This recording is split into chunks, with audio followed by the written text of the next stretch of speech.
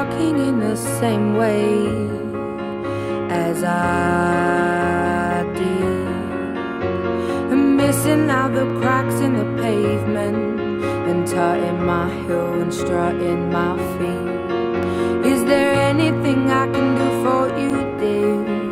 Is there anyone I could call? No, and thank you, please, madame. I ain't lost, just wondering. Round my hometown, memories of phrase. Round my hometown, ooh, the people I've made are the wonders of my world, are the wonders of my world, are the wonders of the... We was going into a house, and we was told that there was no women and children in the house there, but when we went into the house, there were dead women and children. I decided I was a dead man. And from then on, fear isn't really a thing. Isn't really a thing anymore. I declare war.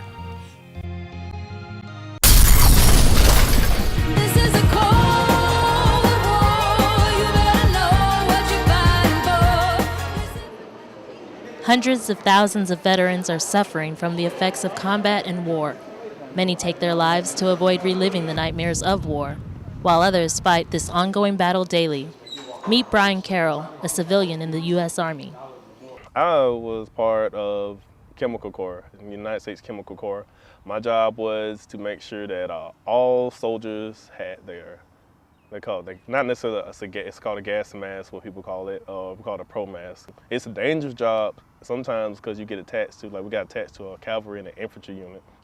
His job description was not void of dangers, as he constantly had to defend himself. It's you and me, and I kind of wanted to come home, so I had to kill quite a few. He said he then began to develop stress, which resulted in his post-traumatic stress disorder. Stressful over there. And then you're trying to be tough, you're trying not to let everybody, a lot of times you don't want to talk about it, and then the things you see, you don't want to relive that, but in the meantime, I guess your memory is keeping it, and when you get to a point where you can actually rest, it comes back. Beth Watson, a PTSD counselor, says that avoidance is common amongst veterans suffering from PTSD. That horror, that fear, that helplessness, it is an image in the mind that becomes frozen in time. So there are no words to that trauma. It's just a point in time where there was a traumatic event, a horror. And that's what they avoid, going back to that. Keith Highsmith, a veteran who worked for the Air Force during Vietnam, knows oh too well what it is like to suffer with this disorder. I think the stigma with PTSD is the fact that somebody does have a mental illness. I thought my life was just a product of growth, and that the things I went through were just normal life. But as I talked to the psychiatrist, and I also have a counselor, they said, no, what you've been going through isn't really normal. It's PTSD.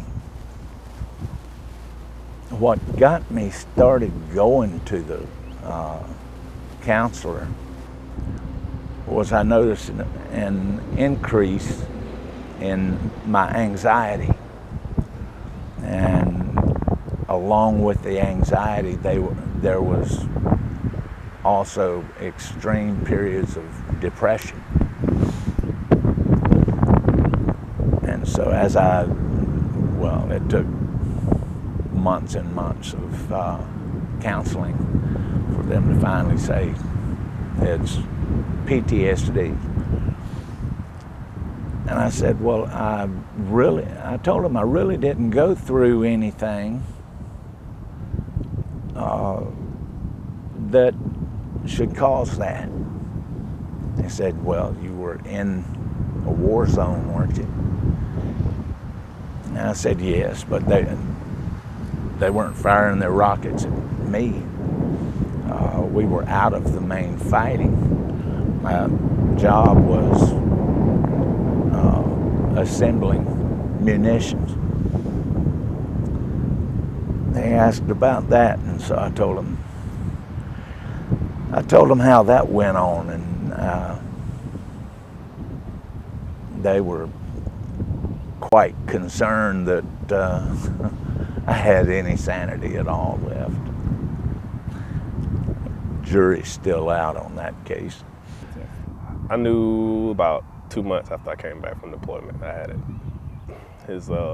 He started feeling like thoughts of guilt, like something that you could have done to make that situation feel better. He started nightmares, bad thoughts, like bad nightmares, like night terrors type deal. Sometimes you just start having this randomly things will remind you, like something going off. Like I said, if you something hits the floor real fast, you hit the deck, or you'll start having flashbacks, and kind of some people, you know, I first when I started having them, I started kind of reacting kind of violently, kind of type deal. I had bad mood swings. Brian says his most frequent nightmare was when his convoy blew up. The most frequent nightmare I always have is I always have it the same time every night. Which was the same time over there. I have it 2:30 every morning. I had that nightmare for like 6 months straight. We were riding, and you're supposed to take different routes every time, but they're very smart. And we actually, I guess the next day they weren't thinking, we took the same route 2 days in a row. And then 2 days in a row, all I remember is I was sitting there, got my rifle, we sitting there talking, you know, on the lookout, and then we hit an IED.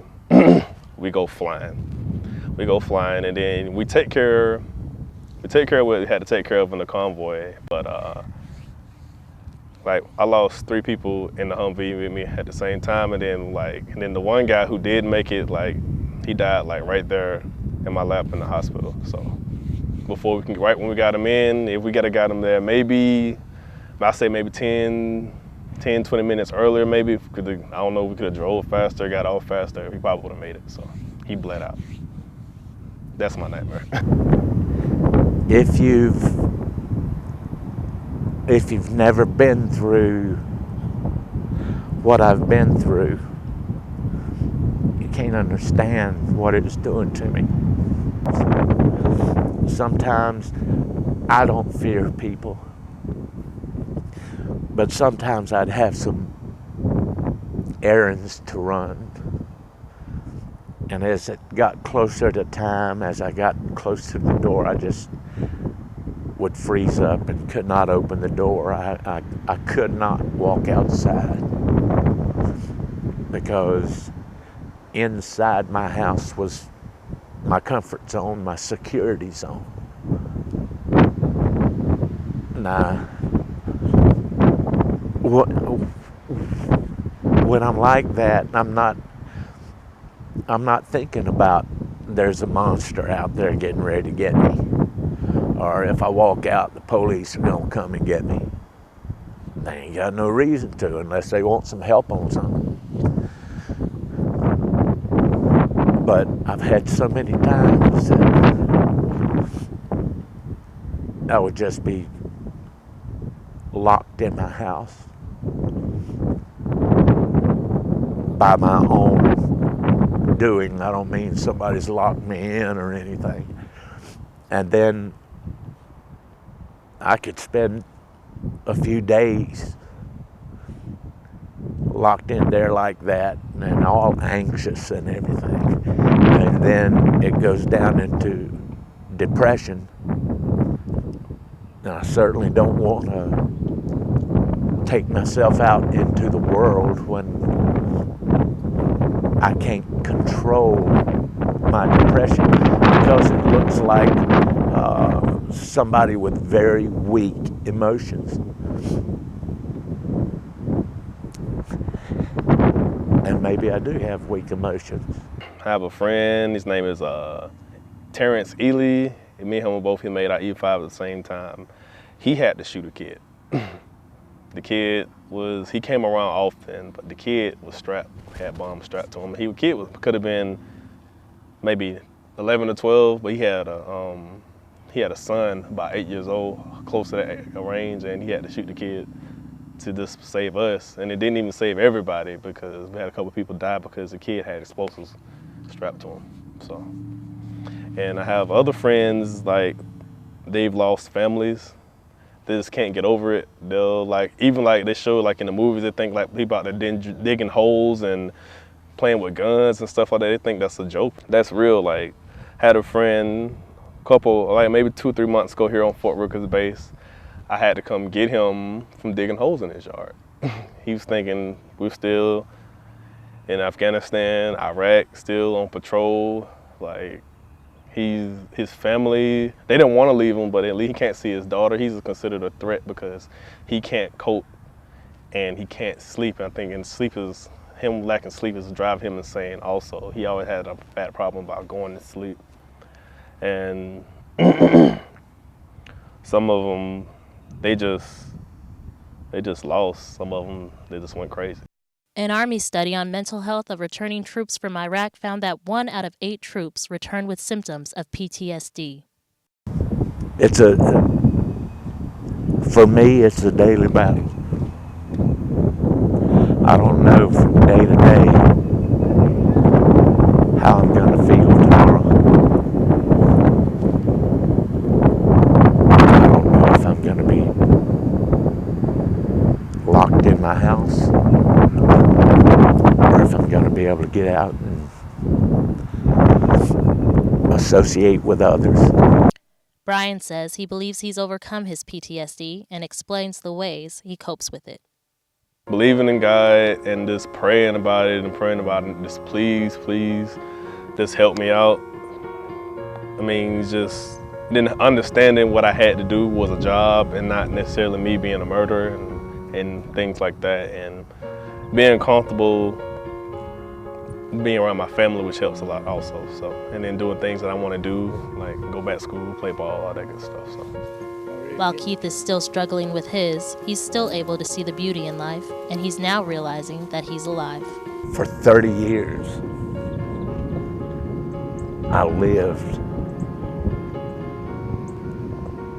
not even considering that I might have PTSD. I used to think, oh, get over it.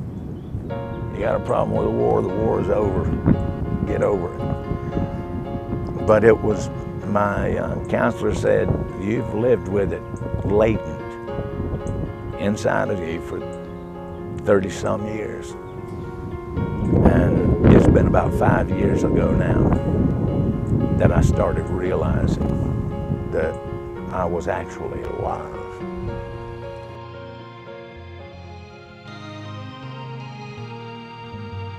So you think I'm